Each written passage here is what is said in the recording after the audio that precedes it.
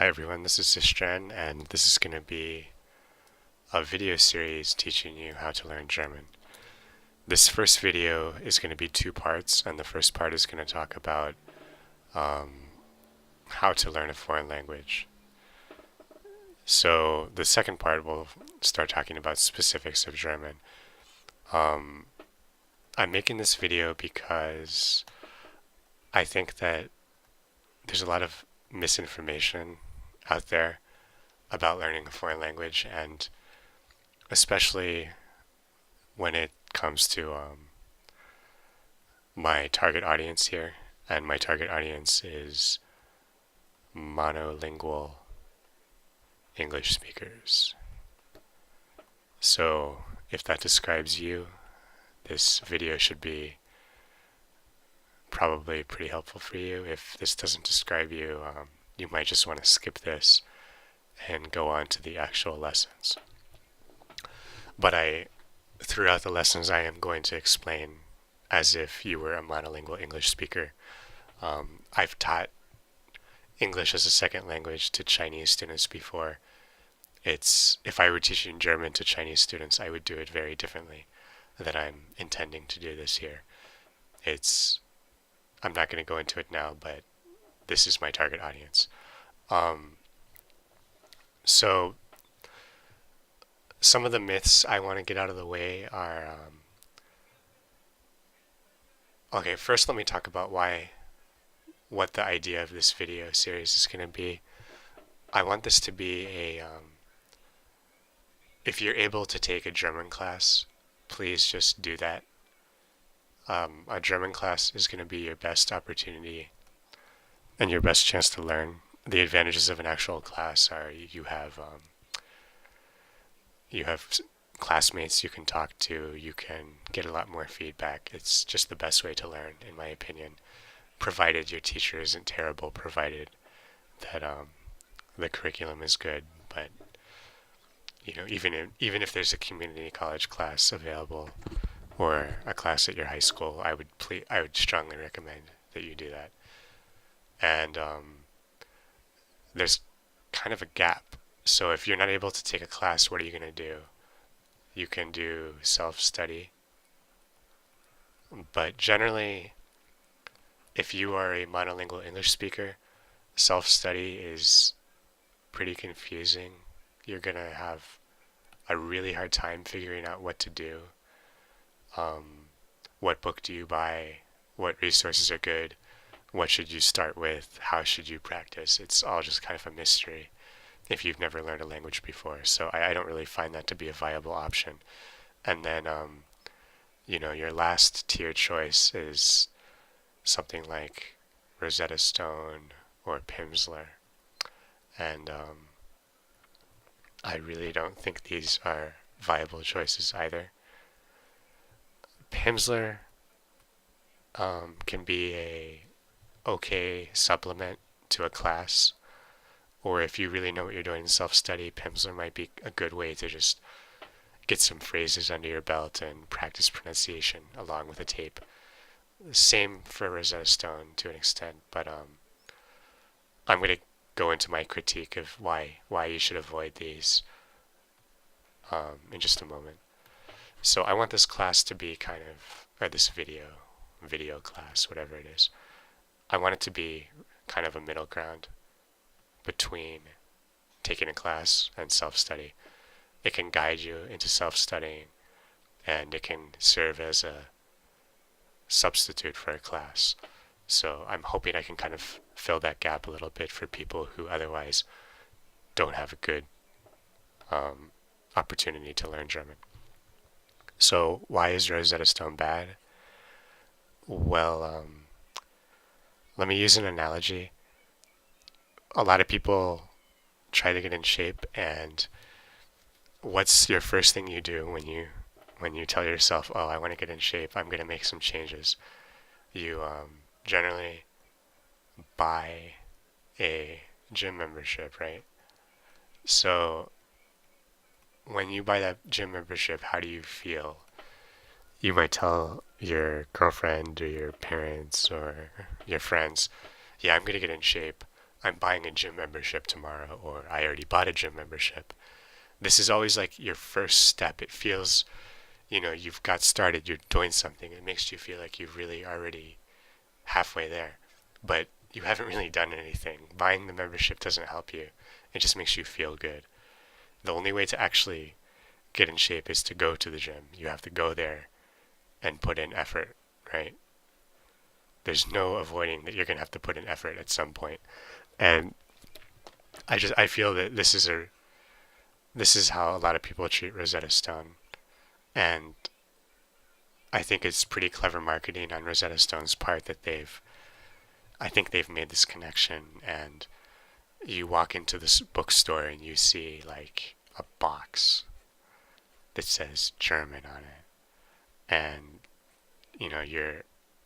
it almost makes you feel like you're buying the language. And it's really expensive too. So, that's a big commitment. You've spent $300 to buy German. But at some point, you're going to have to actually put in the effort, right? So I'll go into a little bit more later.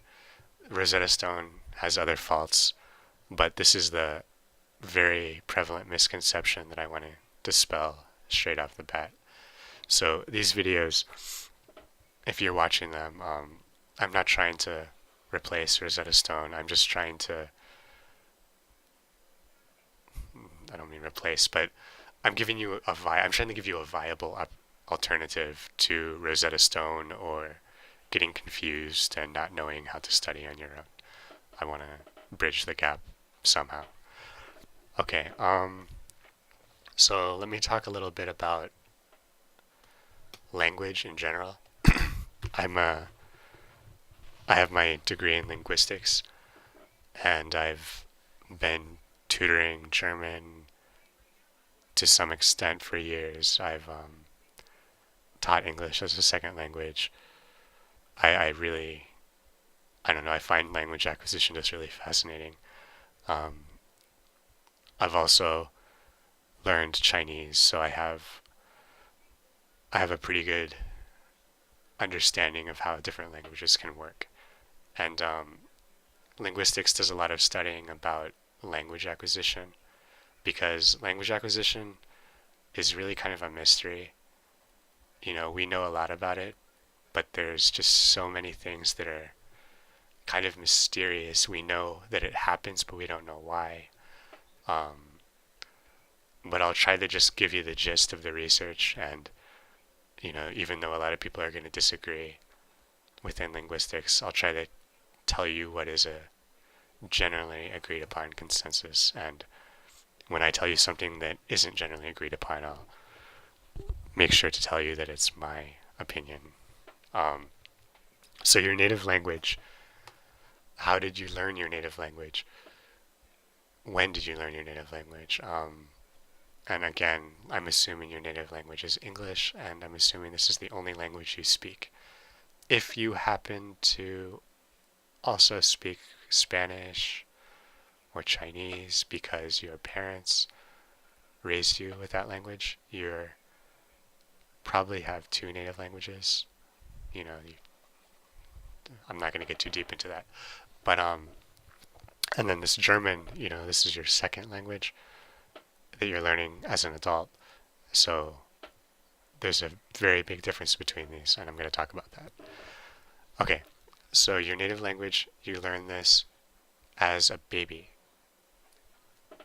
And you learned a lot of things as a baby, like walking, how to find your mouth when you were putting food into it, all kinds of stuff, even potty training.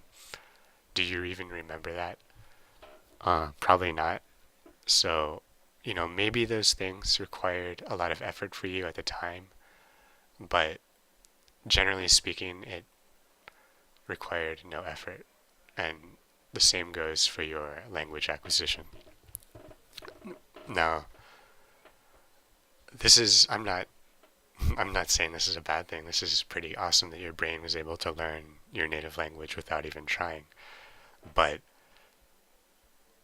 when we compare it to how you're going to learn the second language, it's not the same at all. It's going to take a lot of effort instead of no effort.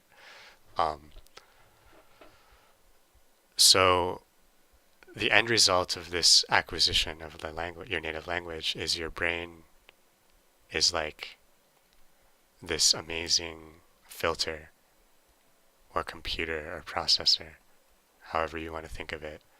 And to give you an example of that, let's look at, some kind of grammatically incorrect sentence like, I'm not going to write it down, I'll just say it out loud. If I say,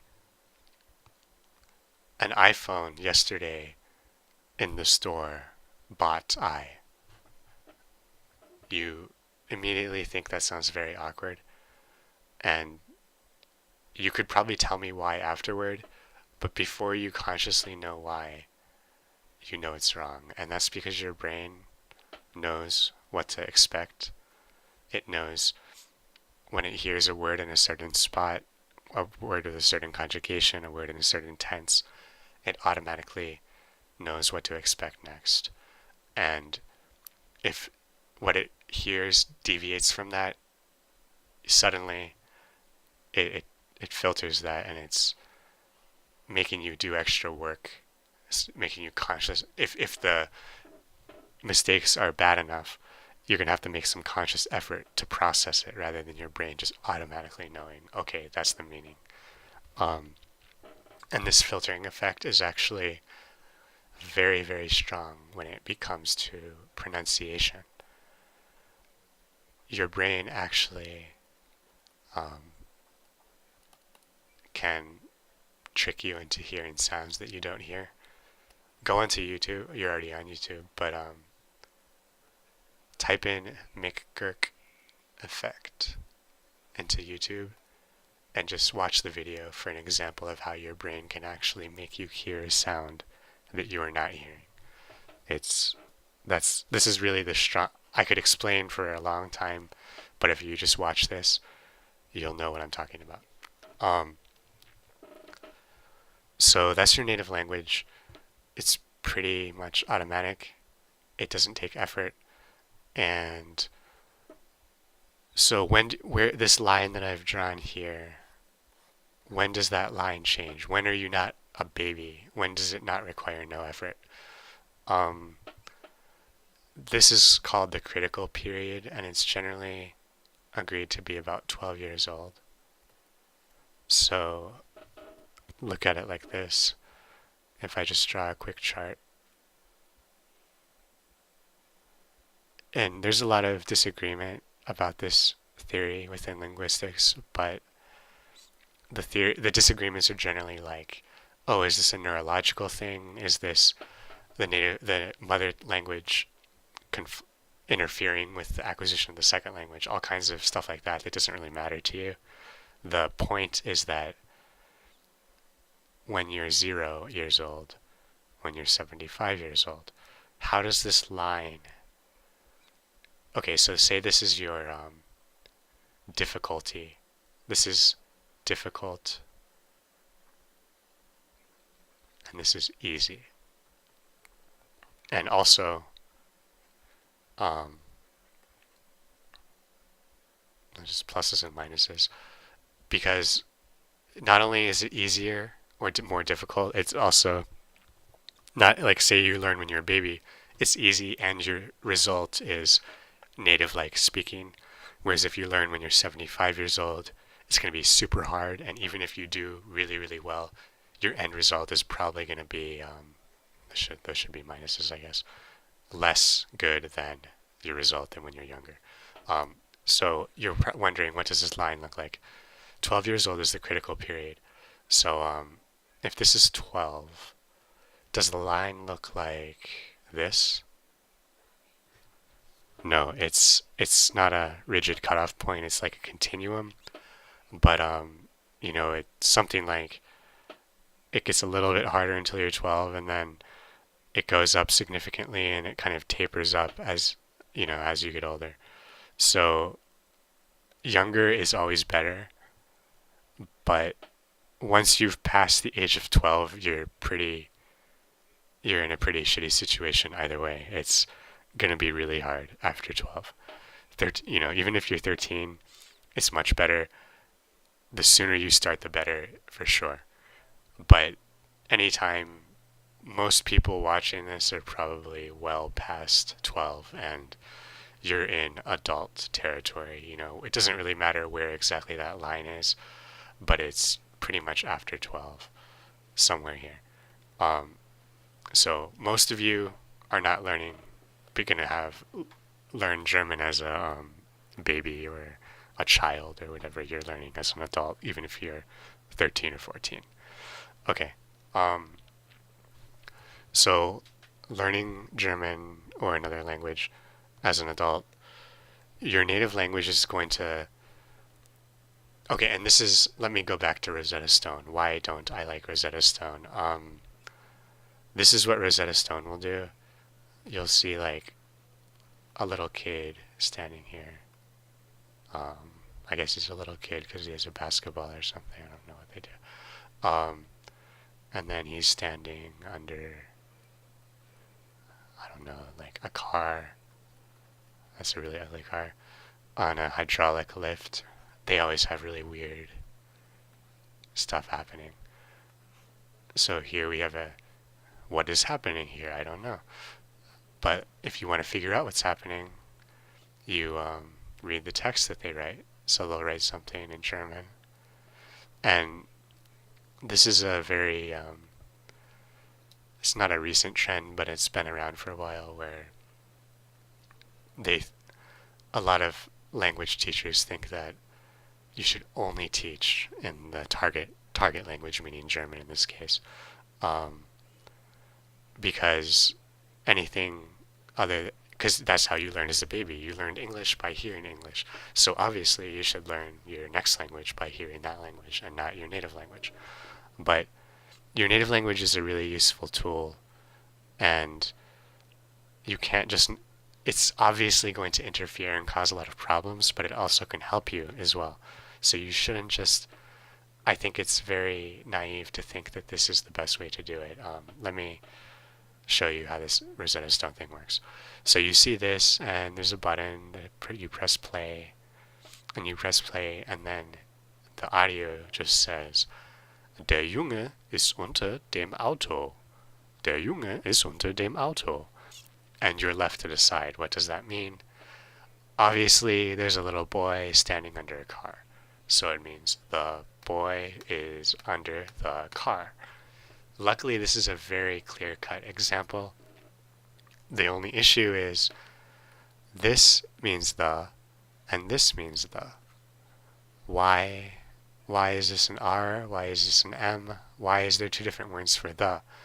Maybe you know something about Spanish, and you're going to guess, okay, maybe it's the gender. Maybe it is, maybe it's not. Actually, der Junge is masculine, and is das, it's dem in this case, but it's das Auto is neutral. But you're not going to know that from Rosetta Stone. They don't tell you that. You just have to learn from looking. And actually, in this case, the grammar situation, the fact that it's under a car, changes the word that you would normally use. So you're not going to know that unless Rosetta Stone and the people who think that you should learn by just, they say, I'm going to give you a lot of examples in the language, and your brain will eventually, just like when you were a baby, figure it out and piece it together and turn into that super awesome, where did I write that filter thing? That filter is going to turn into a filter automatically. Yeah, it's probably not going to work like that. In the case of this example, your native language is a great tool to just learn the grammar as a mathematical thing. Just learn it, learn why this happens, and then start looking at examples. There's no reason to neglect the fact that you can have this explained to you. You don't need to brute force it. You're eventually going to need to brute force it, but only after you know why, what this distinction is, what's causing it. Then you can practice different situations. But there's no reason to keep it a mystery just because this just because you're trying to learn as if you were a baby. Um, I'll go into that in more detail here about because I just said a lot of things that I didn't back up and didn't explain properly. So let me go into more detail about how I think you should actually learn German. Um, so the first element, I'm going to break it down into three elements that you need to learn and talk about how they interact with each other and which are more important at various stages of the language. So your goal in German, or whatever language you're learning, is some form of fluency. Fluency is a vague concept. You're not really, you can always be more fluent, right? Whatever. I'm not going to dwell on that. But, okay, so that's your end goal. And these are the three things.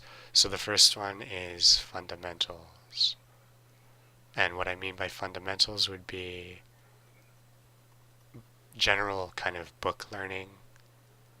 So book learning and grammar, vocabulary memorization, all that kind of stuff that's boring. And my pen got fat. So that's the boring stuff that is actually really essential.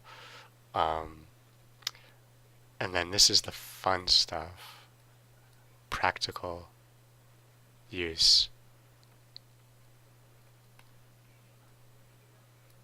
So practical use would be, movies, books, talking to people in real situations, maybe going on Skype and finding a German person to talk to. And your practical use is going to continually evolve and it will eventually become fluent. It's a tool, it's part of what you do to learn, but it eventually will become your goal. So this is the most appealing. This is why it's fun, because it's the thing that you get from doing the boring stuff. So I feel that Rosetta Stone really kind of neglects the fundamentals. And as a student that's beginning to learn for the first time, unfortunately for you, the boring stuff is the most important to start out with. And the fun stuff really isn't of much use until you progress a little bit. So, to give you an example, let's say you've been learning for a month and you can say something like, Hallo, wie geht es dir? And then they respond to you, mir geht's gut und wie geht es dir heute? And then maybe that was too fast for you and you don't understand, so you just say, sorry, I'm still learning German.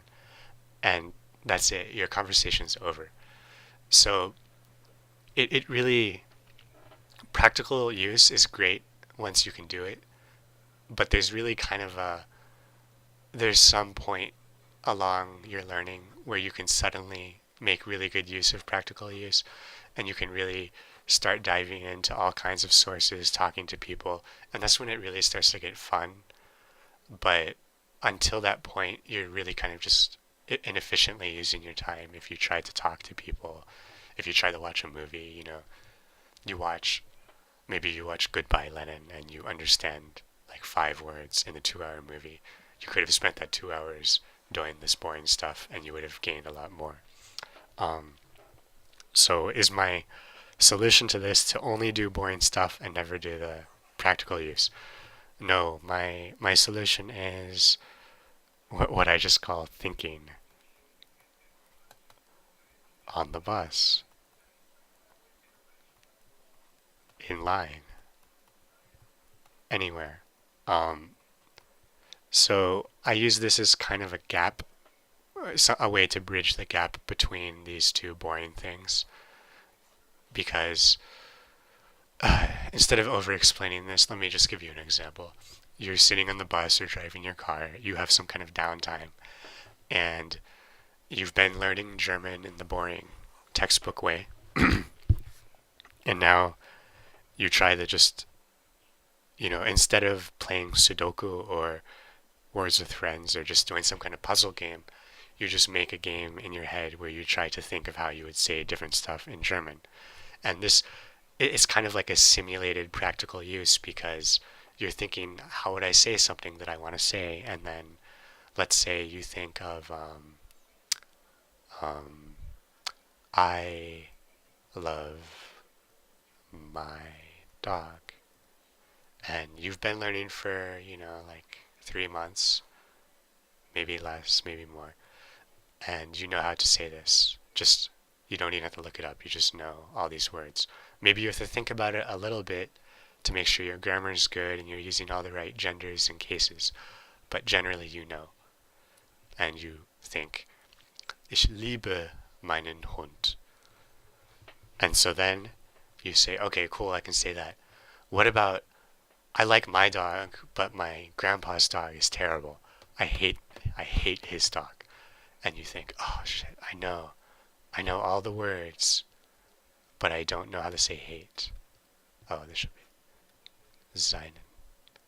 So you're just kind of making a variation on the sentence that you've already mastered. So you have ich, oh, Leerstelle, seinen Hund. This means his, this means my, and you just pretty much the same format, but now you're going to need this verb. You don't know the verb, but you do know that because of the way that this is going to be conjugated, it's probably going to end in an E in almost every case. Um, and then this just kind of, you hit this wall and you don't know how to say it. You get kind of frustrated, but you make a mental note. I am going to look up the word to hate next time I'm reading my book or next time I get a chance. You make a mental note and then you just start thinking of some more sentences that you know how to build. Just spend 3-4 minutes whenever you have downtime, just do this. Next time you pick up your book, you look up the word to hate. Maybe this is a good you don't need to know any of this German now, it's just an example, but you learn the phrase wie sagt man whatever word auf Deutsch. This is how do you say blank in German. And so you ask yourself, wie sagt man hate auf Deutsch? And then you look up the word to hate, hassen. And you know how to conjugate it because you've already kind of done most of the work, and then you just plug this back in. And ich liebe meinen Hund, aber ich hasse seinen Hund. And you've done it. Now that you've learned the word in this way, you are not going to forget it because rather than just looking in your book and seeing, something like Stuhl, der Stuhl, chair, and you just memorized it or put it on a flashcard because why? It was in the book. No, you've learned this word because you really were trying to think of how to say this.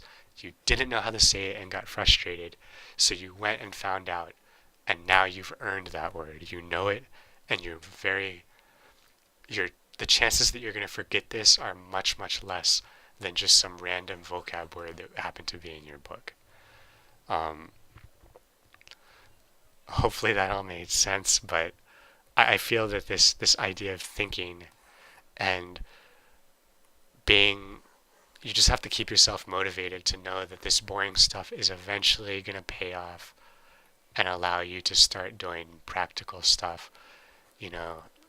If you really work at it, within a year you can be talking to people in German. It's going to be hard, but you can carry on a conversation. You're not going to be maybe you're not going to be fluent, maybe you're going to work super hard and you will be fluent, but you will progress. And if you Save yourself the money. Don't pay $300.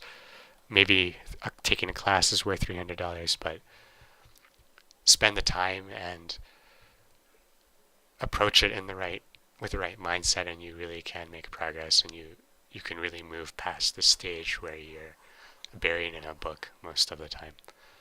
Okay, so this is the end of part one. I'm going to link to part two, and you can look at that.